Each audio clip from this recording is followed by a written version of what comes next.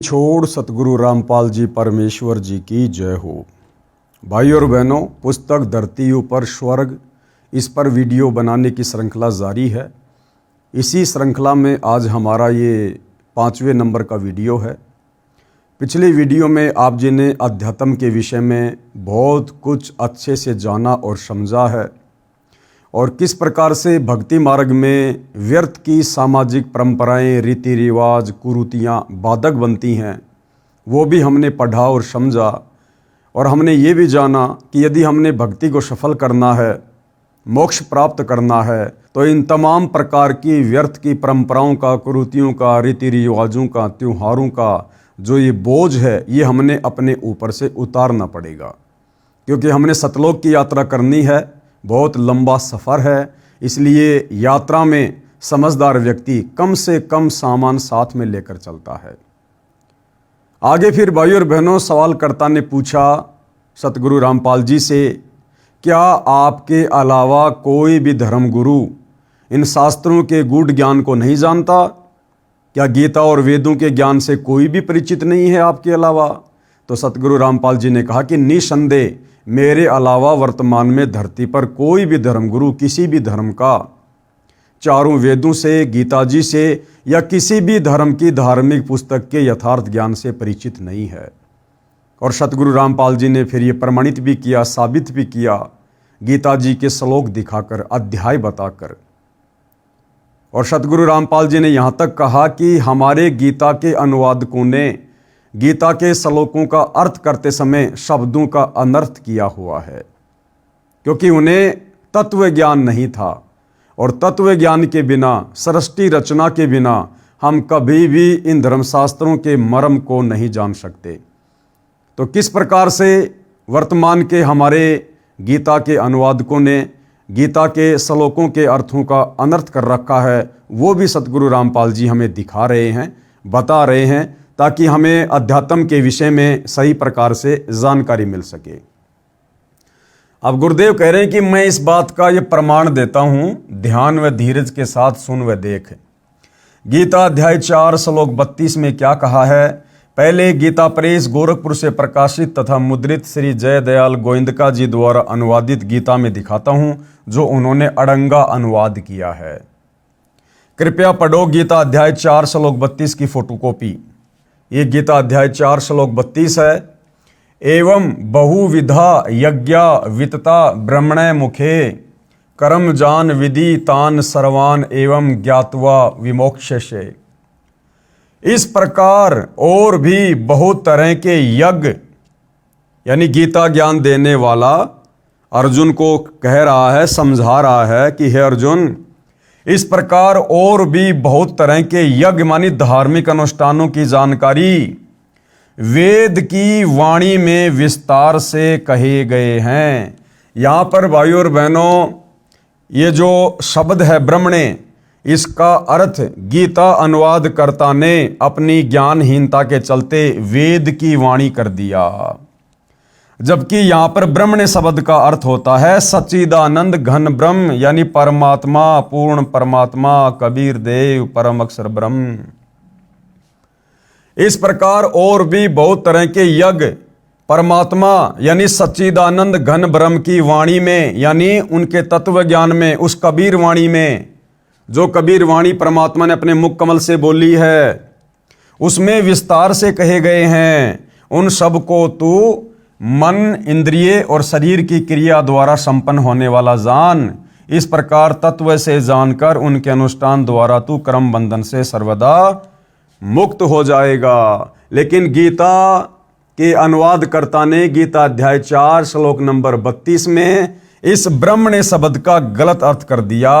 ब्रह्मणे शब्द का अर्थ कर दिया वेद की वाणी, जबकि ब्रह्मणे शब्द का यथार्थ अर्थ है सच्चिदानंद घन ब्रह्म, यानी पूर्ण परमात्मा, कबीर साहिब की वाणी में, उनके तत्व ज्ञान में, उनके सूक्ष्म वेद में, कबीर सागर में विस्तार से सारे धर्म कर्म की जानकारी दी गई है। अब गुरुदेव भगवान ने इसका यथार्थ अनुवाद हमें समझाया है। इस अनुवाद में कई शब्दों के अर्थ गलत किए हैं। ब्रह्मणे शब्द का अर्थ वेद की तथा मुखे का अर्थ वाणी में किया है, जो गलत है। गीता अध्याय 17 श्लोक 23 में भी ब्रह्मणे शब्द है, वहां इसी अनुवादक ने अर्थ ठीक किया है। ब्रह्मणे का अर्थ सच्चिदानंद घन ब्रह्म किया है। यदि गीता अध्याय 4 श्लोक 32 में ब्रह्मणे का अर्थ सच्चिदानंद घन ब्रह्म किया जाए तो सही सरलार्थ हो जाता है, जो इस प्रकार बनता है। कैसे? जो गुरुदेव भगवान ने हमें समझाया है। परमेश्वर सबसे ऊपर के लोक में निवास करता है, वहां से चलकर पृथ्वी पर आता है। यथार्थ अध्यात्म ज्ञान यानी तत्व ज्ञान अपने मुख कमल से बोली वाणी में बताता है। अगर वेद की वाणियों में ही कंप्लीट अध्यात्म होता, तत्व ज्ञान होता, तो कबीर परमेश्वर को शतलोक से चलकर पृथ्वी पर प्रकट होकर अपने मुख कमल से तत्व ज्ञान के माध्यम से धर्म कर्म की जानकारी देने की आवश्यकता नहीं थी। तो वो परमात्मा यथार्थ अध्यात्म ज्ञान यानी तत्व ज्ञान, सूक्ष्म ज्ञान अपने मुख कमल से बोली वाणी में बताता है। एवं इस प्रकार बहुविधा बहुत प्रकार के यज्ञामानी धार्मिक अनुष्ठानों यानी यज्ञों पूजाओं का ज्ञान ब्रह्मणे यानी सच्चिदानंद घन ब्रह्म यानी परम अक्षर ब्रह्म के मुखे यानी मुख कमल से उच्चारित वाणी में यानी तत्व ज्ञान में विस्तार से कहा है। उन सब को कार्य करते करते किया जा सकता है, ऐसा जान। उन सब क्रियाओं को जानकर तू सर्वदा बंधन से मुक्त हो जाएगा। यानी उस तत्व ज्ञान के आधार से साधना पूजा करने के कारण तू कभी फिर जन्म मरण में नहीं आएगा। इस प्रकार तू मोक्ष प्राप्त करेगा। विशेष इन्हीं अनुवादकों ने गीता अध्याय 16 श्लोक 1 में यज्ञ का अर्थ प्रसंगवश धार्मिक पूजा व धार्मिक अनुष्ठान किया है, और इस गीता अध्याय 4 श्लोक 32 में भी यज्ञ का अर्थ पूजाओं किया जाए तो सरलार सही हो जाता है। अनुवादक ने यज्ञ का अर्थ यज्ञ किया है, यहां धार्मिक पूजाओं व अनुष्ठानों करना चाहिए। यानी गीता अनुवादकर्ताओं ने अर्थों का भी अनर्थ किया हुआ है अपनी नासमझी के चलते। गीता अध्याय 4 श्लोक 34 का इन्हीं अनुवादकों ने अनुवाद ठीक किया है, जिसमें कहा है कि उस तत्व ज्ञान को तू तत्वदर्शी ज्ञानियों के पास जाकर समझ।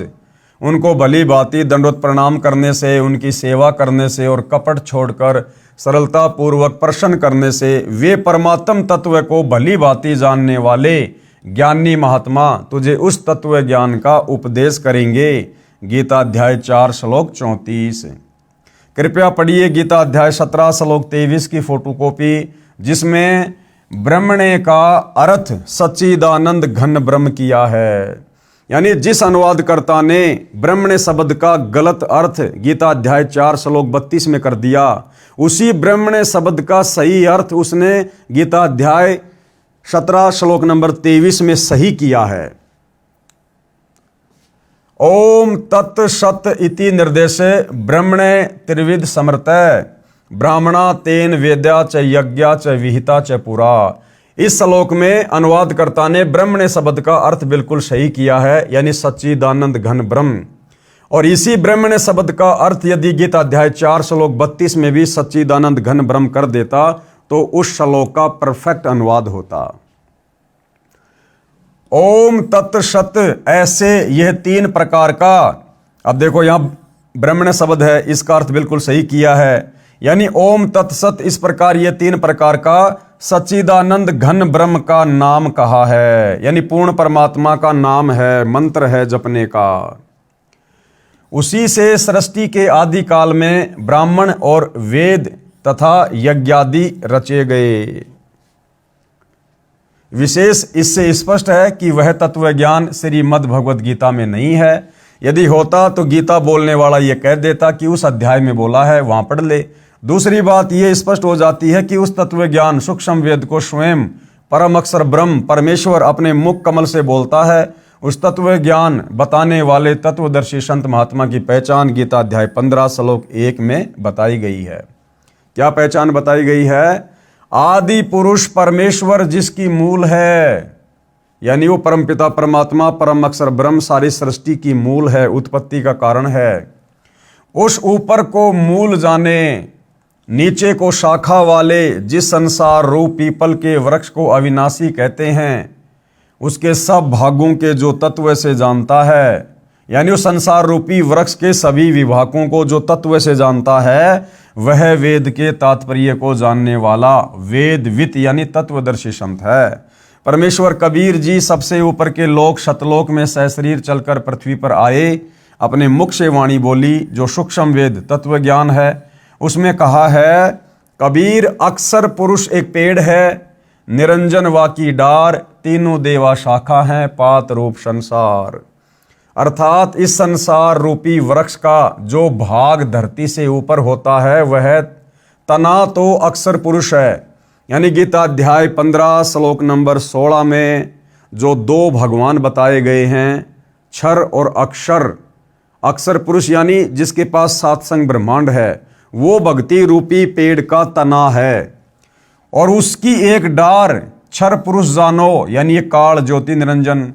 वो क्षर पुरुष रूप डार पर लगी तीन देवताओं यानी रजगुण ब्रह्मा, सतगुण विष्णु तथा तमगुण शिव रूप शाखा जानो। उन शाखाओं पर लगे पत्तों को संसार के प्राणी जानो। आगे आपको विस्तार से वो चित्र दिखाकर भी समझाया जाएगा। गीता अध्याय 15 श्लोक 1 व 3 का ये सारांश है। इससे यह स्वयं सिद्ध है कि कबीर जी सच्चिदानंद घन ब्रह्म यानी परम अक्षर ब्रह्म हैं। उनके द्वारा बोला गया ज्ञान तत्व ज्ञान सूक्ष्म वेद है। अधूरे ज्ञान के कारण आपको यह भी शंका होगी कि जड़ यानी मूल कौन है तथा अक्षर पुरुष और क्षर पुरुष का वहां कहां प्रमाण है। उसके लिए सुनो, इस संसार रूप वृक्ष की मूल परम अक्षर ब्रह्म है, जिसका प्रमाण गीता अध्याय 8 श्लोक 3, 8 और 10 में है, जो पहले इसी पुस्तिका में बताया गया है। कहा कि गीता अध्याय 8 श्लोक 9 में जो कबीर देव अनादि है, सबका नियंता, सूक्ष्म से अति सूक्ष्म यानी सर्वशक्तिमान है, सर्वस्य धातारम यानी सबका धारण पोषण करने वाला है, अचिंत्य स्वरूप सूर्य के सदृश स्वयं प्रकाशित है, अविद्या से अति परे यानी अज्ञानियों की पहुंच से दूर, शुद्ध सच्चिदानंद घन परमेश्वर है। जो उसका सुमरण करता है वह उसी को प्राप्त होता है। गीता अध्याय 8 श्लोक नंबर 9 का ये सारांश है। इससे स्पष्ट हुआ है कि परम अक्षर ब्रह्म संसार रूप वृक्ष की जड़ है, क्योंकि मूल से ही पेड़ का धारण पोषण होता है। अब आगे अध्याय 15 श्लोक 16-17 में तीन पुरुषों यानी प्रभुओं का प्रमाण है। पढ़ो इन दोनों श्लोकों की फोटोकॉपी में, जिनमें कहा है कि अक्षर पुरुष व क्षर पुरुष तथा इनके लोकों के प्राणी नाशवान हैं। गीता अध्याय 15 श्लोक 16। इन दोनों से अन्य परम अक्षर पुरुष है जो अविनाशी परमेश्वर है, परमात्मा कहा जाता है, सबका धारण पोषण करने वाला है। गीता अध्याय 15 श्लोक 17। तो सबसे पहले पढ़ेंगे गीता अध्याय 15 श्लोक 1 की फोटोकॉपी। आदि पुरुष परमेश्वर मूल वाले यानी कबीर परमात्मा इस भक्ति रूपी पेड़ की मूल है, जड़ है, जिससे सबका पालन पोषण होता है। आदि पुरुष परमेश्वर मूल वाले और ब्रह्मा रूप मुख्य शाखा वाले। यहां पर यह गलत अनुवाद कर दिया गया है अनुवादकर्ता के द्वारा। जिस संसार रूप पीपल के वृक्ष को अविनाशी कहते हैं, वेद जिसके पत्ते कहे गए हैं, उस संसार रूप वृक्ष को जो पुरुष मूल सहित तत्व से जानता है वह वेद के तात्पर्य को जानने वाला है। विशेष इस फोटोकॉपी के अनुवाद में भी गलतियां हैं, परंतु फिर भी सार स्पष्ट है। गलती क्या है? अधय शाखम का अर्थ ब्रह्मा रूप मुख्य शाखा वाले किया है, जबकि अधय का अर्थ होता है नीचे और शाखा यानी शाखा अर्थ सीधा है। ये उनकी अज्ञानता की झलक है। गीता अध्याय 15 श्लोक नंबर 16 की फोटोकॉपी, जिसमें दो भगवान बताए गए हैं, क्षर और अक्षर। दो इमो पुरुषें लोके यानी इस संसार में दो पुरुष दो भगवान है, एक क्षर है च अक्षर, दूसरा अक्षर है। एवं च क्षर सर्वाणी भूतानी कूटस्थ अक्षर उच्चते। इस संसार में नाशवान और अविनाशी भी ये दो प्रकार के पुरुष हैं यानी भगवान हैं। एक क्षर पुरुष यानी ये काल 21 ब्रह्मांड का स्वामी, दूसरा अक्षर पुरुष यानी ये 7 संग ब्रह्मांड का स्वामी। इनके संपूर्ण भूत प्राणियों के शरीर तो नाशवान है और जीवात्मा अविनाशी कहा जाता है। ये दोनों भगवान भी क्षर पुरुष और अक्षर पुरुष, और इन दोनों के लोक में रहने वाले सभी प्राणी ये सब नाशवान हैं, परंतु आत्मा सबकी अविनाशी है। फिर आगे जो अविनाशी परमात्मा है उसके विषय में बताया गया है, जो इन दोनों से सर्वश्रेष्ठ उत्तम परमात्मा है। गीता अध्याय 15 श्लोक 17, उत्तम पुरुष तू अन्य, उत्तम पुरुष यानी सर्वश्रेष्ठ परमात्मा तो इन दोनों से अलग है। परमात्मा इति उदाहरत है, जिसको वास्तव में भगवान कह सकते हैं। ये लोक त्रयम् अवश्य विवर्ति अवय ईश्वरे, जो तीनों लोकों में प्रवेश करके सबका धरण पोषण करता है। उत्तम पुरुष यानी सर्वश्रेष्ठ परमात्मा तो अन्य ही है, क्षर और अक्षर से, जो तीनों लोकों में प्रवेश करके सबका धारण पोषण एवं अविनाशी परमेश्वर परमात्मा इस प्रकार कहा गया है। अब ये पेड़ का चित्र है भाई और बहनों, संसार रूपी पेड़ का ये चित्र है। यानी सृष्टि रचना जिन भाई बहनों ने पढ़ी है उनको अच्छे से समझ में आ जाएगा। ये संसार रूपी पेड़ का एक चित्र है, पूरे संसार की रचना है। ये सृष्टि की रचना इस पेड़ से समझ में आ जाती है। पेड़ का जो ये नीचे का हिस्सा है, ये जड़ वाला, ये मूल वाला जो हिस्सा है, ये आपको पता है मिट्टी में रहता है, ये गुप्त रहता है, दिखाई नहीं देता है।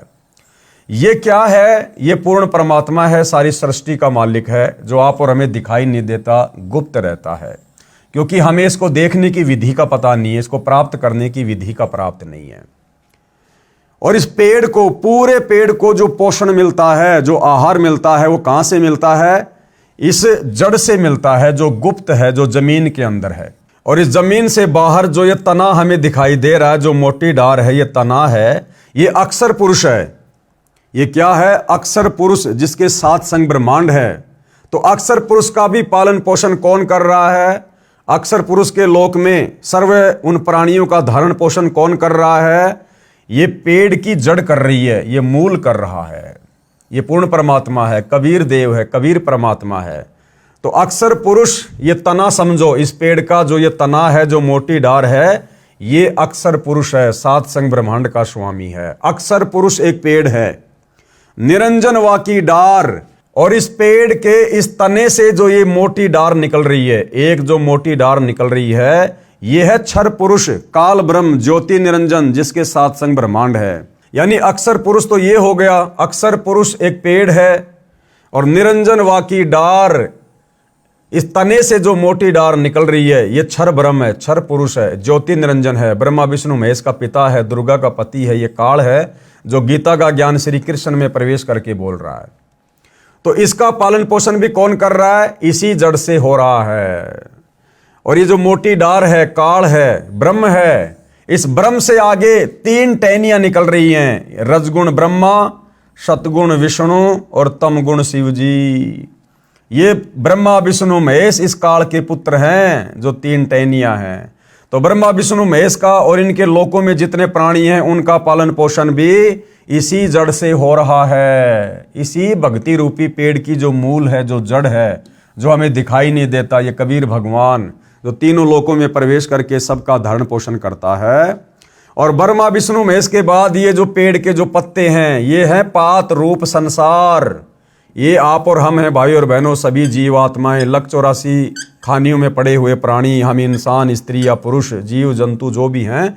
तो ब्रह्मा विष्णु महेश के माध्यम से फिर ये खुराक आप और हमारे तक पहुंचती है, पात रूप संसार तक पहुंचती है। तो भक्ति रूपी पेड़ का, संसार रूपी पेड़ का पालन पोषण कौन कर रहा है? कबीर भगवान कर रहा है, जो गुप्त है, जो सतलोक में बैठा है, वहां बैठकर सबका पालन पोषण करता है। तो ये भक्ति रूपी पेड़ है, जिससे आपको सारी बातें समझ में आएंगी। अक्षर पुरुष एक पेड़ है, और निरंजन वाकी डार, फिर तीनों देवा शाखा हैं, और फिर पात रूप संसार। तो ये संसार रूपी पेड़ की ये जो आपको फोटोकॉपी दिखाई जा रही है, इसको वही बताएगा जो तत्वदर्शी संत होगा। ये तत्वदर्शी संत की पहचान बताई है गीता जी में, कि जो महापुरुष संसार रूपी इस वृक्ष की, पेड़ की उत्पत्ति को सही सही से बता देगा कि भैया इस पेड़ की मूल कौन है, जड़ कौन है, जो पूरे पेड़ को पोषण देती है, ये कबीर साहिब है। फिर इस पेड़ से बाहर, इस मूल से बाहर जो ये मोटा, जो ये तना है, ये कौन है? अक्षर पुरुष है। फिर इस अक्षर पुरुष से जो एक मोटी डार निकल रही है, ये कौन है? ये काल ब्रह्म है, ज्योति निरंजन है। फिर इस मोटी डार से आगे जो 3 टहनियां हैं, ये कौन है? ये ब्रह्मा विष्णु महेश है। और ये पात रूप क्या है? ये संसार है। हम सभी जीव जंतु हैं, प्राणी हैं, आत्माएं हैं। तो जो इसको सही प्रकार से बता देगा, इस कंप्लीट सृष्टि रचना को बता देगा, संसार रूपी पेड़ के सभी भागों को जो सही प्रकार से बता देगा, वो कौन होगा? तत्वदर्शी संत होगा। और तत्वदर्शी संत की भूमिका कौन निभाता है? स्वयं कबीर परमात्मा परम अक्षर ब्रह्म ही निभाता है, जो सही प्रकार से अपने द्वारा रची गई सृष्टि को समझा सकता है। आगे फिर किसी ने सवाल किया, आम हिंदू के मन में यह धारणा है कि संत रामपाल जी ब्रह्मा जी, श्री विष्णु जी व शिव जी की भक्ति छुड़वाते हैं, आप क्या कहोगे? तो गुरुदेव भगवान ने क्या उत्तर दिया? जैसा कि इस पुस्तिका के प्रारंभ में बताया गया है कि हम और मेरे अनुयायी सब धार्मिक व सामाजिक क्रियाएं शास्त्र विहित यानी शास्त्रों के अनुसार करते हैं। गीता अध्याय 16 श्लोक 23-24 में भी यही कहा है कि शास्त्र विधि को त्याग कर अपनी मर्जी से जो मनमाना आचरण करते हुए साधना करते हैं, उनको न सुख प्राप्त होता है, न कार्य सिद्ध करने वाली सिद्धि प्राप्त होती है, और न गति होती है। इसलिए शास्त्रोक्त कर्म करो, जैसा गीता अध्याय 15 श्लोक 1 व 3 तथा 16 व 17 में संसार रूपी पेड़ का उदाहरण बताया है। इस वृक्ष की मूल तो परम अक्षर ब्रह्म है, यानी कबीर देव है, और जो ये तना है ये अक्षर पुरुष है, अक्षर ब्रह्म है, और जो डार है वो मोटी डार कौन है? क्षर पुरुष, क्षर ब्रह्म है, काल है। और तीनों देवता रजगुण ब्रह्मा, सतगुण विष्णु, तमगुण शंकर, ये शाखा हैं, जो 3 जो टहनियां हैं, तथा जो पत्ते हैं वो संसार के प्राणी हैं। दास रामपाल दास ब्रह्मा विष्णु तथा शिवजी व देवी देवताओं का सम्मान करता है तथा धार्मिक कर्म शास्त्रोक्त करता है और करवाता है। इसी क्रम में भक्ति की विधि शास्त्रोक्त करनी होती है।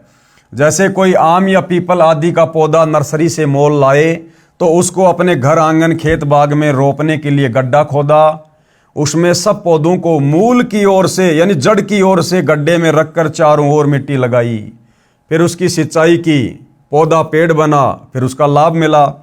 यदि कोई अनजान उस पौधे को शाखाओं की ओर से गड्ढे में रखकर मिट्टी लगाकर सिंचाई करे, क्या वह पेड़ बनेगा? कभी नहीं, नष्ट हो जाएगा। तो इस भक्ति रूपी पेड़ की ब्रह्मा विष्णु महेश तो शाखा है, शाखा।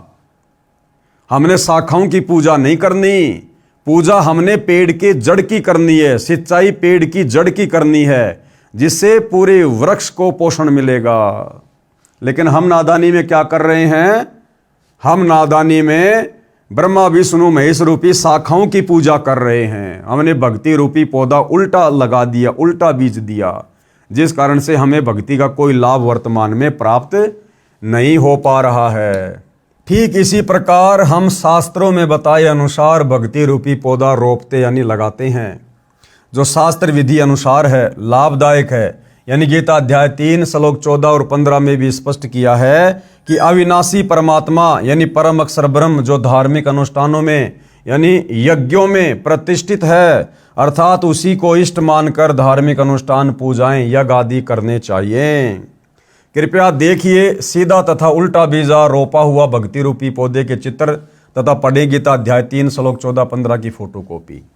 अब ये देखिएगा भाइयों और बहनों, इस भक्ति मार्ग को अच्छे से समझने के लिए आप और हमने किस प्रकार से भक्ति साधना करनी चाहिए। ये जो आपको पौधा दिखाया गया है ये शास्त्र विरुद्ध साधना का है, जो शास्त्र विरुद्ध साधना वर्तमान में पूरा हिंदू समाज कर रहा है, जिसको करने के चलते हमें भक्ति मार्ग का कोई लाभ प्राप्त नहीं हो रहा। आप भाई बहनों ने देख लिया कि भक्ति रूपी पेड़ की जो जड़ है वो कौन है? वो कबीर परमात्मा है। यानी पेड़ को जो पालन पोषण मिलता है, जो आहार मिलता है, जो पोषण मिलता है, वो जड़ से मिलता है। यानी जड़ उस पेड़ का पिता है, उसका बाप है, जो उसको सारा आहार दे रहा है, जिसके बलबूते पर वो पेड़ फल फूल रहा है। तो हम भाई बहनों ने क्या कर लिया? हमने करनी तो थी जड़ की पूजा, यानी भक्ति रूपी जो ये पौधा है, हमने इसकी मूल की सिंचाई करनी थी, जल की सिंचाई करनी थी, हमने पानी डालना था, खाद डालना था जड़ में। यानी हमने साधना भक्ति पूजा करनी थी जड़ की। लेकिन आप और हमने अज्ञानता में क्या कर दिया, हमारे धर्मगुरुओं ने क्या करवा दिया, ब्रह्मा विष्णु महेश रूपी शाखाओं की पूजा शुरू करवा दी। यानी हमने भक्ति रूपी पेड़ को जमीन में उल्टा गाड़ दिया। हमने ब्रह्मा विष्णु महेश की पूजा करनी शुरू कर दी, हमने टहनियों की पूजा करनी शुरू कर दी। अब यदि कोई व्यक्ति आम खाना चाहता है, नर्सरी से आम का पौधा लेकर आता है, तो वो क्या करेगा, घर में आकर आम को कैसे लगाएगा, आंगन में वो गड्ढा खोदेगा। गड्ढा खोदने के बाद में पेड़ को वो टहनियों की तरफ से जमीन में गाड़ेगा या फिर जड़ को जमीन में गाड़ेगा। तो जाहिर सी बात है वो जड़ को जमीन में गाड़ेगा। लेकिन हमारे धर्म गुरुओं ने इस भक्ति रूपी पेड़ की जड़ को तो ऊपर कर दिया, और जो टहनियां हैं ब्रह्मा विष्णु महेश जिनके फल लगते हैं, उनको जमीन के अंदर ही गड़वा दिया।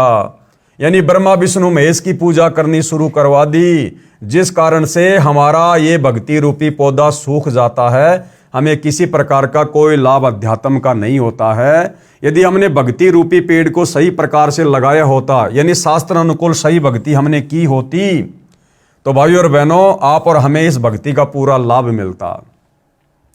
तो आज वर्तमान में पूरा हिंदू समाज भक्ति कर रहा है, मंदिर में जा रहा है, हर प्रकार से तीर्थों पर धामों पर व्रत कर रहा है, भंडारे कर रहा है, लेकिन कोई किसी प्रकार का लाभ उसके भाग्य में कोई परिवर्तन नहीं हो रहा है। यदि परिवार में किसी की मृत्यु होनी है तो हो रही है, किसी की अकाल मृत्यु हो रही है तो हो रही है, किसी के ऊपर संकट आ रहे हैं, दुख आ रहे हैं तो आ रहे हैं। क्यों?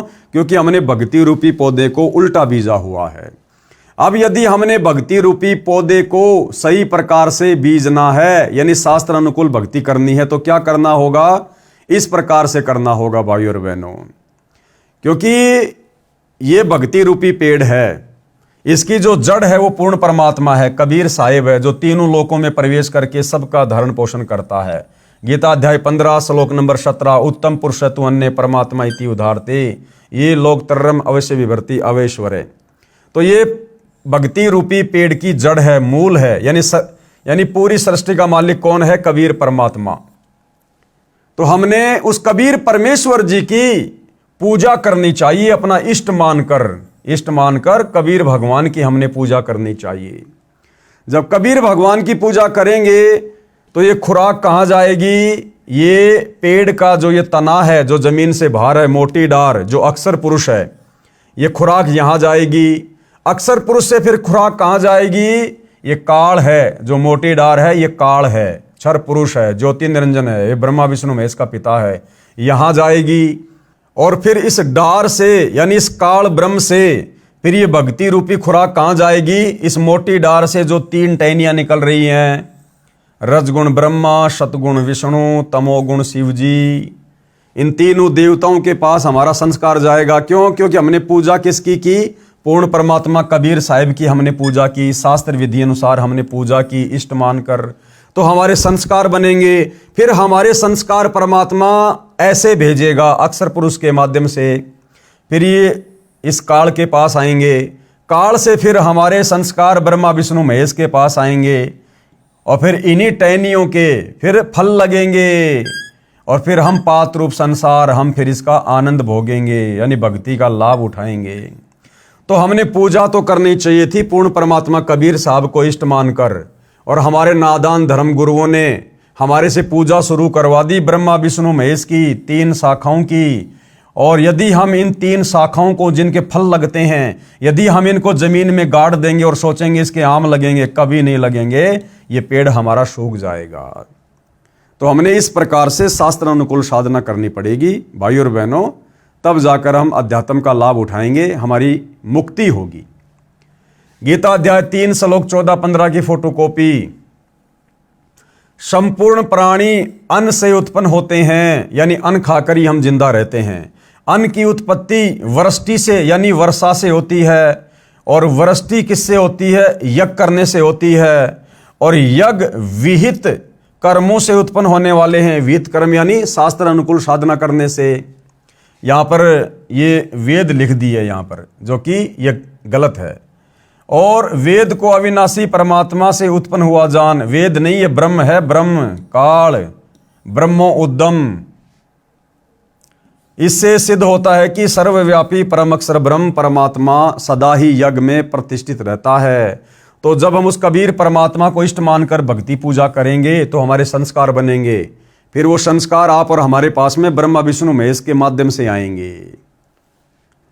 विशेष गीता अनुवादकों ने इन उपरोक्त श्लोकों के अनुवाद में भी ब्रह्म शब्द का गलत अर्थ वेद किया है, जबकि यहां पर ब्रह्म का अर्थ ब्रह्म ही रहना चाहिए, यानी काल, जिसका भावार्थ है कि सब प्राणी अन्न से उत्पन्न होते हैं, अन्न वर्षा से होता है, वर्षा शास्त्र विधि अनुसार किए जाने वाले यज्ञों धार्मिक पूजाओं से होती है, कर्म इस ब्रह्म यानी काल ज्योति निरंजन क्षर पुरुष से उत्पन्न हुए, तथा ब्रह्म को काल ज्योति निरंजन को तू अविनाशी परमात्मा, जिसका वर्णन गीता अध्याय 2 श्लोक 17, गीता अध्याय 8 श्लोक 3, 8, 10 में तथा गीता अध्याय 15 श्लोक 17 में है, उस परम अक्षर ब्रह्म से उत्पन्न हुआ जान। वही परम अक्षर परमात्मा यानी परम अक्षर ब्रह्म जो सर्वव्यापक है, कबीर देव यज्ञों में प्रतिष्ठित है, यानी इष्ट रूप में मूल रूप में पूज्य है। कबीर परमेश्वर जी ने सूक्ष्म वेद तत्व ज्ञान में बताया है कि कबीर एक साधे सब सदें, सब साधे सब जाए। यदि हम एक कबीर परमात्मा की पूजा करेंगे, भक्ति रूपी पेड़ की मूल की पूजा करेंगे, तो हमें सर्व लाभ प्राप्त होंगे। और यदि हम सबकी पूजा शुरू कर देंगे, उन पत्तों में पानी डालना शुरू कर देंगे, टहनियों में पानी डालना शुरू कर देंगे और जड़ में पानी नहीं डालेंगे, खाद नहीं डालेंगे, तो हमें कुछ भी लाभ नहीं मिलेगा। तो कहते हैं एक साधे सब सदें, पेड़ की जड़ की पूजा करने से पूरा पेड़ फलता फूलता है। एक साधे सब सदें, सब साधे सब जाए, और माली सींचे मूल को फले फूले अगाए। जो ज्ञानी आत्मा होगी, जो ज्ञानी भगत होगा, वो केवल मूल की पूजा करेगा, यानी मूल परमात्मा कबीर देव को इष्ट मानकर पूजेगा, तो भक्ति रूपी पौधा फलेगा फूलेगा, यानी भक्ति के सारे लाभ मिलेंगे, अंत में मोक्ष भी मिलेगा। अर्थात पौधे की मूल को मिट्टी में गाड़कर सिंचाई करने से पौधे के सब भाग, तना, डार, शाखा तथा पत्ते विकास करेंगे। एक के साधने से यानी एक की पूजा करने से सब सद जाएंगे। यदि पौधे को उल्टा रोप कर शाखाओं की सिंचाई करेंगे तो सब नष्ट हो जाएंगे, क्योंकि ये विधि गलत है। इसी प्रकार परम अक्षर ब्रह्म मूल रूप को इष्ट रूप में मानकर पूजा करेंगे तो सब देवता प्रफुल्लित बढ़ेंगे, यानी उनके पास हमारे धर्म कर्म शास्त्र प्रमाणित संग्रहित जमा हो जाएंगे। वे फिर हमारे कर्मों का फल हमें देते रहेंगे और बिना मांगे देंगे। गीता अध्याय 3 श्लोक 10 और 15 तक यही विस्तार पूर्वक बताया है कि शास्त्र अनुसार साधना भक्ति करके देवताओं यानी वृक्ष की शाखा रूपी देवताओं को बढ़ाओ। शास्त्रोक्त विधि से बढ़ाए हुए देवता तुमको बिना मांगे ही फल देंगे। यदि हम किसी फैक्ट्री में काम करेंगे, मेहनत से काम करेंगे, मर्यादा में रह के काम करेंगे, तो ऑटोमेटिक हमारी तनख्वाह बनकर मैनेजर के पास जाएगी और मैनेजर बिना मांगे हर महीने हमें तनख्वाह देगा ही देगा। तो यदि हम पूर्ण परमात्मा को इष्ट मानकर भक्ति करेंगे तो हमारे शुभ संस्कार बनेंगे। हमारे शुभ संस्कारों का फल इन्हीं ब्रह्मा विष्णु महेश के माध्यम से परमात्मा फिर हमें देगा, बिना मांगे देगा, ऑटोमेटिक देगा।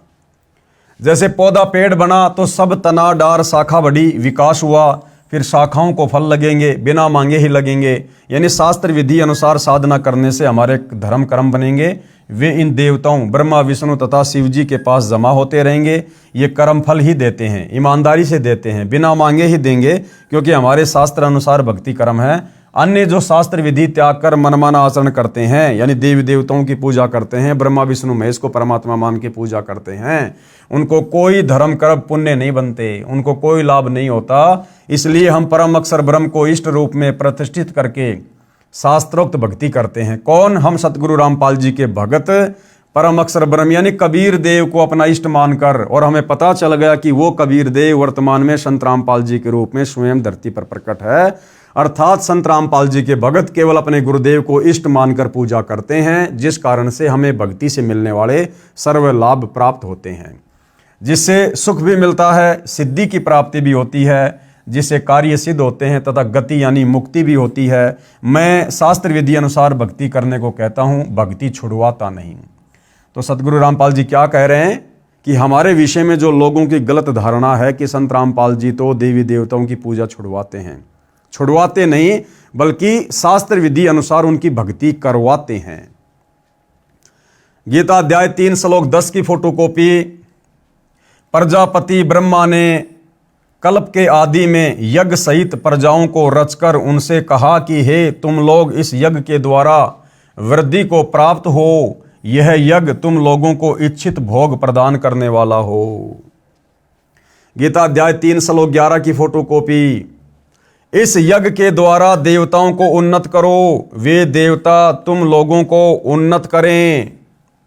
इस प्रकार निस्वार्थ भाव से एक दूसरे को उन्नत करते हुए तुम लोग परम कल्याण को प्राप्त हो जाओ। गीता अध्याय 3 श्लोक 12 की फोटोकॉपी।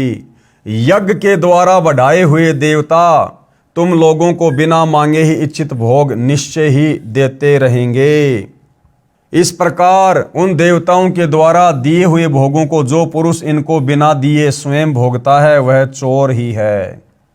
यानी गीता अध्याय 3 श्लोक नंबर 12 क्या कह रहा है कि यदि हमने परम अक्षर ब्रह्म को इष्ट मानकर भक्ति की, हमारे संस्कार बने, वो संस्कार इन देवताओं के पास आए और ये देवता फिर हमारे को बिना मांगे सब कुछ देते हैं। और फिर यदि हम उस कबीर परमेश्वर को, परम अक्षर ब्रह्म को भोग लगाए बिना जो अन्न खाते हैं तो समझो फिर हम पाप खा रहे हैं। क्योंकि देवी देवताओं के माध्यम से हमें जो सुख मिलते हैं वो किसने दिए? परम अक्षर ब्रह्म ने, कबीर देव ने, परम अक्षर ब्रह्म ने। और फिर वो अन्न जो हमें देवताओं के माध्यम से मिल रहा है, ब्रह्मा विष्णु महेश के माध्यम से जो सुख सुविधा मिल रही है, यदि उस भोजन का उस कबीर परमेश्वर को, इष्ट को भोग लगाए बिना हम खाते हैं तो समझो हम तो पाप खा रहे हैं, हम उसके चोर हैं, चोर। इसलिए भाई और बहनों, गीता अध्याय 3 श्लोक नंबर 13 क्या कह रहा है? यज्ञ से बचे हुए अन्न को खाने वाले श्रेष्ठ पुरुष सब पापों से मुक्त हो जाते हैं। यानी जो साधक, जो भगत अपने इष्ट कबीर देव को भोग लगाकर फिर भोजन ग्रहण करता है, वो भोजन प्रसाद बन जाता है। उस प्रसाद को खाने से फिर हमारे पाप कर्मों का नाश होता है। और जो पापी लोग अपना शरीर पोषण करने के लिए ही अन्न पकाते हैं, वे तो समझो पाप को खा रहे हैं। तो भाई और बहनों, इस दुनिया में, पूरी सृष्टि में, वर्तमान में दुनिया को तो यही नहीं पता कि वो परम अक्षर ब्रह्म कौन है जिसको इष्ट मानकर पूजा करनी चाहिए, सारी सृष्टि का मालिक कौन है।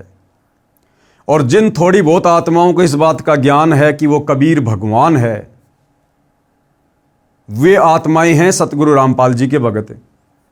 अब सतगुरु रामपाल जी के भक्तों में भी 90% को ये नहीं पता कि वो कबीर परमात्मा वर्तमान में कौन है, कहाँ है, जिसको भोग लगाकर अन्न खाने से हमारे पाप कर्म का नाश होगा।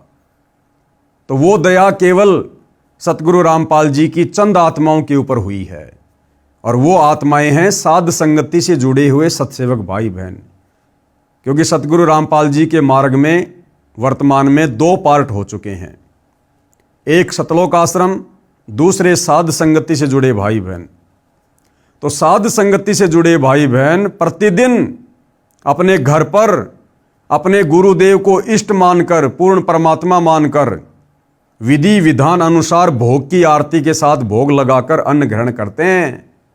यानी वर्तमान में यदि पाप कर्मों का नाश किन्हीं आत्माओं का हो रहा है तो केवल साध संगति से जुड़ी हुई आत्माओं का हो रहा है। हे जेंटलमैन, इस प्रकार गीता को मेरे अतिरिक्त किसी ने नहीं समझाया। कौन कह रहे हैं? सतगुरु रामपाल जी, सारा विवरण देकर। क्योंकि किसी को ज्ञान ही नहीं है। मैं इसलिए कहता हूं कि मेरे अतिरिक्त कोई भी सही साधना करता और करवाता नहीं है। हम अविनाशी परमेश्वर परम अक्षर ब्रह्म की भक्ति इष्ट मानकर करते हैं, जो सबका धारण पोषण करने वाला है, जो गीता ज्ञान बताने वाले से अन्य है, जो पाप काटकर सुखी करता है। उल्टे लटके संसार रूप वृक्ष के चित्र को तथा उल्टे सीधे भक्ति रूपी पौधों के चित्रों को ध्यान से देखो, सब आसानी से समझ आ जाता है। विश्व के मानव से अनुरोध करता हूं कि सारा जहान इसी परमेश्वर की शरण में आए और परम शांति यानी पूर्ण मोक्ष को तथा सनातन परम धाम यानी सत्यलोक को प्राप्त करके सदा सुखी रहे। अधिक जानकारी के लिए निम्न संपर्क सूत्रों पर संपर्क करें। इस पुस्तिका को या अन्य पुस्तक ज्ञान गंगा, गीता तेरा ज्ञान अमृत व जीने की राह आदि को निःशुल्क मंगवाएं। SMS में अपना पूरा पता, फ़ोन नंबर लिखें, पुस्तक आपके घर पहुंच जाएगी। एक बार में एक पुस्तक के लिए SMS करना होगा, एक से अधिक एक SMS पर नहीं भेजी जाएगी। एक पढ़ो फिर दूसरी निःशुल्क मंगाओ। प्रचार प्रसार समिति बरवाड़ा, संपर्क सूत्र ये इनके मोबाइल नंबर हैं। धन्यवाद। सर्व मानव समाज का शुभ चिंतक रामपाल दास, शतलोक आश्रम बरवाड़ा, जिला हिसार, हरियाणा, भारत। तो भाइयों और बहनों, धरती ऊपर स्वर्ग पुस्तक पर वीडियो बनाने की श्रृंखला आज समाप्त हुई, क्योंकि ये छोटी छोटी पुस्तकें हैं, कोई 50 पेज की है, कोई 100 पेज की है, कोई 60 पेज की है। तो हम भगत भाई बहनों ने जो ये वीडियो बनाने की श्रृंखला शुरू की है, हमारा मकसद यही है कि हम भक्ति से दूर बैठे समाज को भी एक संदेशा दें, क्योंकि परमात्मा स्वयं संत रामपाल जी के रूप में धरती पर आए हुए हैं, प्रकट हैं, विद्यमान है। हम उनसे उपदेश लेकर सत भक्ति करके आत्मा का कल्याण करवा सकते हैं। जब तक इस गंदे लोक में रहेंगे, हमें सर्व सुख परमात्मा की मर्यादित भक्ति करने से मिलते रहेंगे। साथ में हम जितने भी भगत भाई हैं जो सतगुरु रामपाल जी के फॉलोवर हैं, हमें भी इन पुस्तकों के माध्यम से अध्यात्म के विषय में नई नई जानकारी मिलती रहे, क्योंकि बहुत सारी बातें अध्यात्म के विषय में पूज्य गुरुदेव भगवान ने सत्संगों में अपने मुख कमल से ना बोलकर इन पुस्तकों में अपने कर कमल से लिखकर छोड़ दी है। तो वो जानकारी भी हमें प्राप्त होती रहे, हमारा विश्वास भक्ति मार्ग पर बना रहे, और इसी प्रकार से हम मर्यादाओं के साथ गुरु को परमात्मा मानकर, ज्ञान को आधार बनाकर अपनी आत्मा के कल्याण के लिए निरंतर सत भक्ति मार्ग पर दृढ़ बने रहें। तो भाइयों और बहनों, आज इस पुस्तक के ऊपर वीडियो बनाने की श्रृंखला समाप्त हुई। अगली जो पुस्तक है उसका नाम है मानवता का हास तथा विकास। तब तक गुरुदेव भगवान हम सबको आज्ञा दें, आशीर्वाद दें, अनुमति दें। बंदी छोड़ सतगुरु रामपाल जी भगवान की जय हो।